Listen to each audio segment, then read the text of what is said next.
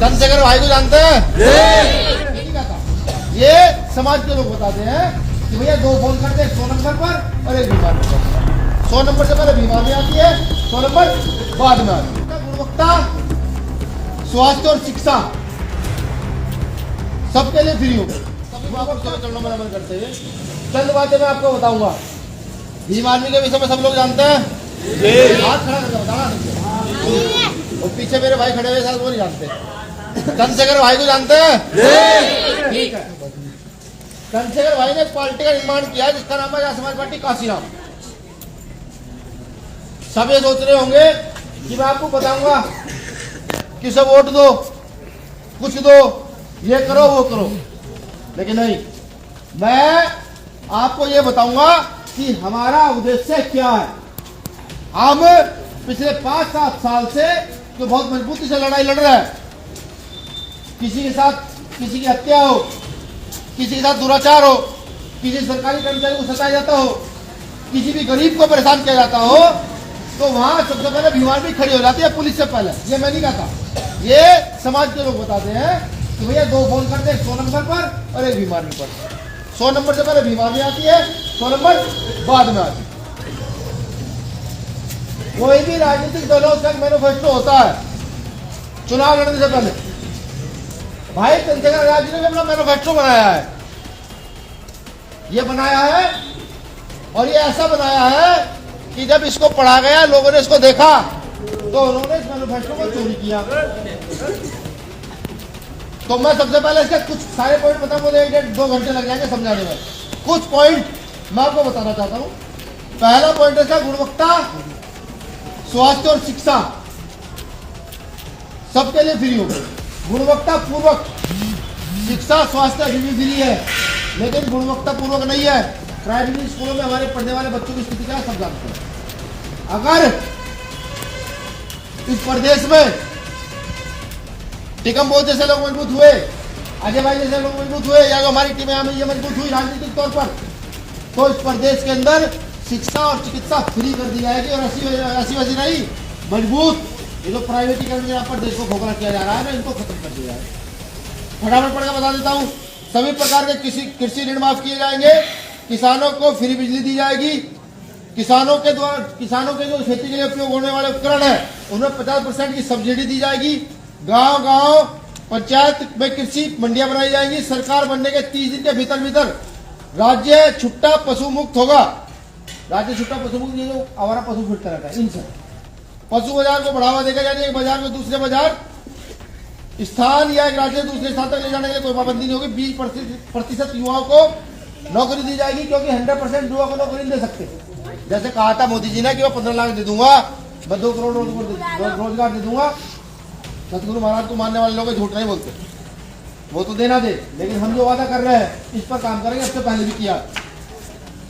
20% युवाओं को नौकरी दी जाएगी। 80 लाख युवाओं को रोजगार के अवसर देंगे। समूह गैर और घय के संविदा कर्मियों को नियुक्तियों में भी आरक्षण देंगे। समूह गैर घय में जो लोग संविदाओं में काम कर रहे हैं 5,000, 10,000, 20,000 पर, उनको सरकारी करने का प्रयास करेंगे। 5 साल के बाद नियमितीकरण प्रावधान लागू होंगे। सभी सरकारी विभागों में नियुक्त कर्मचारियों को गृह जनपद में स्थानांतरण दिया जाएगा। जो लोग आज दूसरे जनपदों में नौकरियां कर रहे हैं, उनकी एक एप्लीकेशन पर उनको उनके गृह जनपद में नौकरी ट्रांसफर कर दी जाएगी। जातिगत जनगणना के आधार पर शासन प्रशासन सत्ता, सरकारी नौकरी और सरकारी ठेकों आदि में जातियों के अनुपातिक प्रतिनिधित्व देने पर काबिल लिया जाएगा। जिसकी जितनी संख्या भारी उसकी उतनी हिस्सेदारी सब है, उस पर काम किया जाएगा। निजी क्षेत्रों में दलित, पिछड़ा, आदिवासी और अल्पसंख्यकों के युवाओं को कोई योजना के तहत 85% वो दिया जाएगा रोजगार। प्राइवेटीकरण के आधार पर, जिसके आधार पर आज सरकार देश से रिजर्वेशन खत्म कर देना चाहती है। प्राइवेट फैक्ट्रियों में अगर आप जाकर देखेंगे तो वहां पर उच्च नौकरियों में जो लोग बैठे होंगे, हमारे लोग कहाँ होंगे? वहां बहुजन समाज के लोग लेबर में होंगे और उच्च लोग अच्छी कुर्सियों पर बैठे होंगे। तो हम प्राइवेट संस्थानों में भी 85% आरक्षण लागू कराएंगे, मांग करेंगे उसकी और लागू करा कर रहे हैं। मैंने पहले बताया सारे मुद्दे नहीं पढ़ूंगा क्योंकि समय बहुत कम है। महत्वपूर्ण मुद्दा, बेटी योजना के तहत 18 से 25 साल वर्ष की दलित, पिछड़ा, आदिवासी और अल्पसंख्यक वर्ग की बेटियों को, यानी कि जिनकी जो गरीब बेटियां हैं 18 से 25 वर्ष की, उनके लिए सालाना 25,000 रुपये दिए जाएंगे। बहन योजना के तहत जो 26 साल, जब हमारी बेटियां शादी करके चली जाती हैं, 26 साल से 50 वर्ष की आयु की बहनों को 6 सिलेंडर साल में मुफ्त और 12,000 रुपए सालाना दिए जाएंगे। 50 वर्ष से ज्यादा की उम्र जो हमारी माताएं बुजुर्ग हो गई है, बूढ़ी हो गई है, जो ज्यादा काम नहीं कर पाती, उनको जीवन यापन के लिए, या मैं ये कहूँ कि उनका जो मेहनत है उसकी पेंशन 18,000 रुपए के रूप में पर ईयर दी जाएगी। बेटा योजना के तहत दलित, पिछड़े, आदिवासी अल्पसंख्यक के 18 से 25 वर्ष के हर युवा को लैपटॉप और 18,000 रुपए सालाना। समझिएगा, एक लैपटॉप 18,000 रुपए सालाना। इसलिए नहीं कि अम्बेडकरवादी युवा सिर्फ और सिर्फ फोन पर या उस लैपटॉप पर मूवियां देखे था, इसलिए कि वो लैपटॉप ले, रिचार्ज कराए नेट का और उसमें बहुजन महापुरुषों को पढ़े, अपनी पढ़ाई पढ़ने का काम करे। इसलिए 18,000 रुपए दिए जाएंगे। भाई योजना के तहत इस वर्ग के 26 से 50 वर्ष के युवाओं को, जिनको नौकरियां लग जानी चाहिए, जिनको रोजगार मिलने चाहिए, युवाओं को या तो नौकरी रोजगार दिया जाएगा। अगर जब तक युवाओं को रोजगार और नौकरी नहीं दी जाएगी तब तक 18 वर्ष सालाना बेरोजगारी भत्ते, 18,000 रुपए सालाना बेरोजगारी भत्ता दिया जाएगा युवाओं को। 50 वर्ष से ज्यादा उम्र के पुरुषों को पिता योजना के तहत 18,000 रुपए सालाना जीवन यापन भत्ता दिया जाएगा। आइए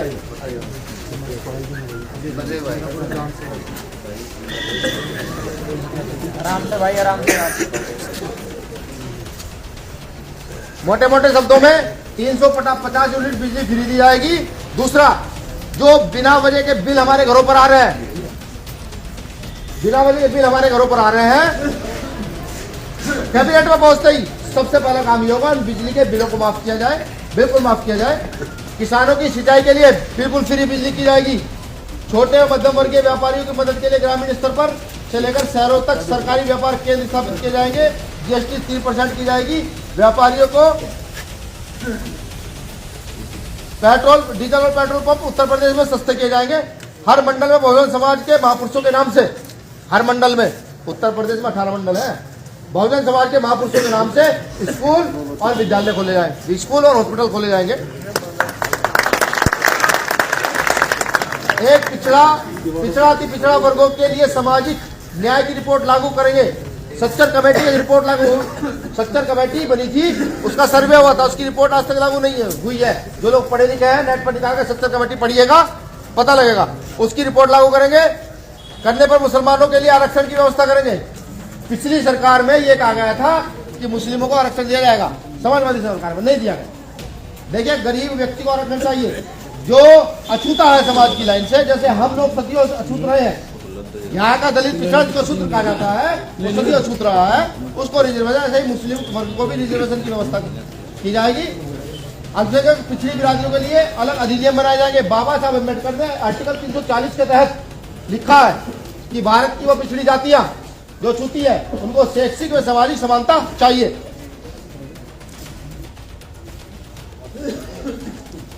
मछुआरों के प्राथमिक आधार पर ग्राम सभा में तालाब, पोखर और झीलों में नदियों पट्टे के व्यवस्था की जाएगी। मत्स्य उत्पादन लघु उद्योग में आता है, लघु उद्योग को बढ़ाने का काम किया जाएगा। सरकार बनने पर मॉब लिंचिंग, जब सरकार जो मॉब लिंचिंग होती है ना, जो भीड़ इकट्ठा करके किसी को मार देती है, कभी दलित के नाम पर, कभी मुसलमान के नाम पर, कभी पिछले के नाम पर, इसके लिए विशेष कानून बनाया जाएगा।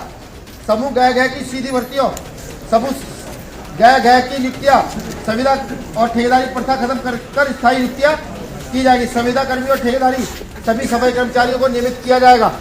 सीवर लाइन में अंदर घुसकर अंदर सफाई करते हुए सफाई कर्मियों की मृत्यु होने पर शहीद का दर्जा दिया जाएगा। उसी सभी सरकारी विभाग में नियुक्त संविदा कर्मियों को स्थायी किया जाएगा। जितने भी संविदा कर्मी में हमारे लोग हैं, सबसे ज्यादा हमारे लोग हैं SC ST OBC के, बहुजन समाज के लोग, अगर सरकार में आते हैं तो उनको स्थायी किया जाएगा। जो आज 12-12 घंटे काम करते हैं 5-5-10 हज़ार में, उनकी तनख्वाह उस समय 40, 30, 40, 50 हज़ार रुपये होगी। आपने देखा होगा क्षेत्रों में हमारा युवा बहुत मजबूत है, कबड्डी खेल सकता है, क्रिकेट खेल सकता है, दौड़ सकता है। संसाधन ना होने की वजह से वो नहीं कर पाता। प्रत्येक गांव में तो नहीं, लेकिन आप मंडल के आधार पर व्यवस्था देखते हुए एक एक उसका निर्माण किया जाएगा। हाँ, छोटे स्टेडियम का निर्माण किया जाएगा और वहां से युवा का तैयार करके सरकारी नौकरियों तक में रिजर्वेशन करके और स्कॉलरशिप देकर के आगे की ओर बढ़ाया जाएगा। महंगाई की मांग को देखते हुए टोल फ्री करवा दिए जाएंगे, इनके बाप की नहीं है। हम टैक्स देंगे गाड़ी लेते हुए भी, पेट्रोल में टैक्स देंगे, उन्हें ठीक कराने में टैक्स देंगे, फिर इन्हें हम रोड टैक्स भी देंगे, फिर इन्हें टोल भी देंगे, टोल फ्री कराए जाएंगे। आंगनबाड़ी और आशा, जो मेरी बहनें आंगनबाड़ी है, आंगनबाड़ी समझते हैं ना, वो जो बेचारी सबको करा देती है, आशा जो रात को 12 बजे ही अगर किसी बहन को प्रेगनेंसी हो तो उसको हॉस्पिटल लेके जाती है। और भोजन माताएं वो जो प्राइमरी स्कूल में 1500 2000 में पूरे महीने खाना बनाती है, उन सबको उनकी तनख्वाह कम से कम 10,000 रुपये कराई जाएगी, कोशिश की जाएगी उनको भी सरकारी किया जाए। वो भी व्यवस्था सुधार कानून के तहत स्वामी रंगनाथन की रिपोर्ट लागू की जाएगी। स्वामी रंगनाथन की रिपोर्ट जो लोग पढ़े लिखे पढ़िएगा, बहुत मजबूत चीज है। भारत के प्रत्येक वर्ग को जमीन का हिस्सा मिलना चाहिए, वो रिपोर्ट तैयार की गई थी, लेकिन उसको लागू नहीं किया जाए। किसानों के सशक्तिकरण के लिए फसलों को MSP का कानून लाए एवं गन्ना किसानों को 10 दिन के अंदर भुगतान दे। जो आज संसद भर में भुगतान होता है ना, 10 दिन में भुगतान दिया जाएगा। और मिल अगर भुगतान नहीं देगा तो मिल को पेनल्टी लगेगी और जो कर्मचारी आते हैं उन पर कार्रवाई की जाएगी। उत्तर प्रदेश में मुस्लिम वक्फ को माफिया में सरकार द्वारा कब्जे से मुक्त कराकर मुस्लिम भाई बहनों के उत्थान के में लगाएंगे, जिस पर स्कूल, विश्वविद्यालय, अस्पताल खोले जाएंगे। शहर एवं ग्रामीण क्षेत्रों में गरीबों को देखते हुए उनके लिए पक्के मकान और बहुजन महापुरुषों के नाम पर फूड कैंटीन खोले जाएंगे। 2 समय का मुफ्त पौष्टिहार भोजन मुहैया कराया जाएगा। ये तो रहा साहब मैनिफेस्टो, प्रत्याशी आपके सामने खड़े। 2 मिनट की बात मैं अपनी रखूंगा, ये तो बात रख दी मैंने भाई साहब। मैं ये जानना चाहता हूँ, सन 2000 में भीम आर्मी का निर्माण हुआ था, क्या उसके बाद कोई लड़ाई ऐसी है जिसमें भीम आर्मी का कार्यकर्ता लड़ना हो? एक कोई घटना बताइए जहाँ भीम आर्मी के लोग ना पहुंचे हो। मनीषा याद है? जी भैया याद है। ऐसी 2 अप्रैल का आंदोलन याद है? ऐसे तमाम, यानी गुरु रविदास जी का आंदोलन याद है? सारे आंदोलनों में खून दिया हम लोगों ने अपना। और एक चीज जान लीजिए, जो लोग आपके बीच रह सकते हो ना, आपके बीच खड़े हो सकते हो, आप वोट, सपोर्ट और साथ में आपका एक नोट उनके लिए होना चाहिए। आज इस बात को मैं लिख कर देता हूँ।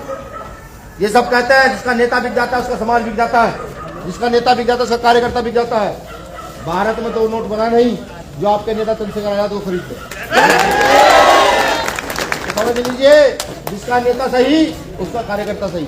ये खड़े आपके आने वाले समय के आगे भावी विधायक, गुरु महाराज का आशीर्वाद है, जीतेंगे। अब तक कुछ गलत नहीं किया, कभी ना गलत का साथ दिया है। जेल डाली है, मुकदमे झेल लिए, लाठियां खाली, गोलियां खाली, गलत का साथ नहीं दिया है। बस एक निवेदन है, पार्टियां सारी आएंगी, आना चाहिए सबको। ये गुरु रविदास जी का मंदिर सबका, हर जाति, हर वर्ग, हर धर्म के व्यक्ति का ये मंदिर है। यहाँ सब लोग आएंगे, वो आए तो सम्मान कीजिएगा, सवाल जरूर पूछिएगा, चुप मत रहिए, पूछिएगा कि जो 2 अप्रैल में हमारे साथी को जो गोलियां मारी गई थी, आप सरकार में रहते हुए अब तक कितनी आवाज उनकी उठाई? मैं नेता नहीं हूँ, भाई चंद्रशेखर आजाद जी नेता नहीं, ये भी नेता नहीं है। कोई कहे कि हम नेता ना, अभी तो राजनीति की ABCD नहीं आती, अभी तो सामाजिक मूवमेंट चला रहे हैं। और कांशीराम साहब ने जिस प्रकार से मूवमेंट चलाया उसी प्रकार से मूवमेंट चलाएंगे, मजबूती से चलाएंगे, और जिसमें दम हो रोके। कांशीराम साहब ने उत्तर प्रदेश में सरकार देने के बाद महाराष्ट्र में कहा था, जो लोग ये कहते हैं कि फूले साहब अम्बेडकर की विचारधारा पर राजनीतिक दल का निर्माण करके सत्ता स्थापित नहीं की जा सकती, कि मैंने फूले साहब अम्बेडकर की विचारधारा को चलते हुए राजनीतिक सत्ता स्थापित की और उत्तर प्रदेश में सरकार देने के साथ। तो समझिए, जो लोग डरते ना हो, जो लोग लड़ते हो, तो समाज के रात दिन खड़े रहते हो। अब आपका सपोर्ट, समर्थन चाहिए। कम से कम इतना तो सोचिए, जो लोग सुबह से शाम तक मजदूरी करते हैं, वो भी अपनी रात शाम को 300 रुपये मजदूरी लेकर जाते हैं। भीम आर्मी का एक कार्यकर्ता मुझे बता दीजिए जिसने क्षेत्र में जाकर के कभी दलाली की हो, कभी आपके फैसलों के पैसे लिए हो, या कभी आपसे मुंह मोड़ लिया हो। एक कार्यकर्ता सा नहीं होगा।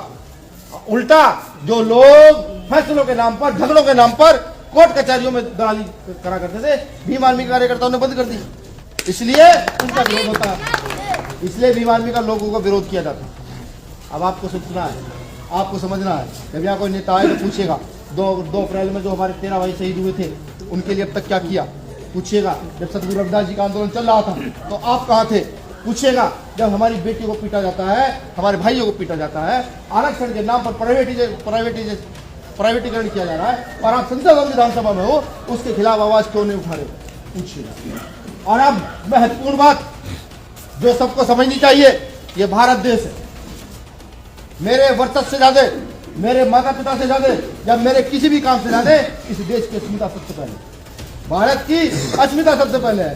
पूछिएगा नेताओं से, जहां नेता आएंगे, हम तो कल के बच्चे हैं ना, हम नेता नहीं है ना, हमारे कोई बाप दादा मुख्यमंत्री प्रधानमंत्री नहीं रहे ना, हमारे बाप दादा बिल्डर नहीं है ना किसी के भी, हम तो परिवार के लोग हैं। उनसे पूछिएगा कि ठीक उसी प्रकार जिस प्रकार अंग्रेज यहाँ आए थे, इस देश को अंग्रेजों ने व्यापार के आधार पर गुलाम बनाया, सदियों गुलाम बनाकर रखा, हमारे नाना ने कितने लोग शहीद हुए।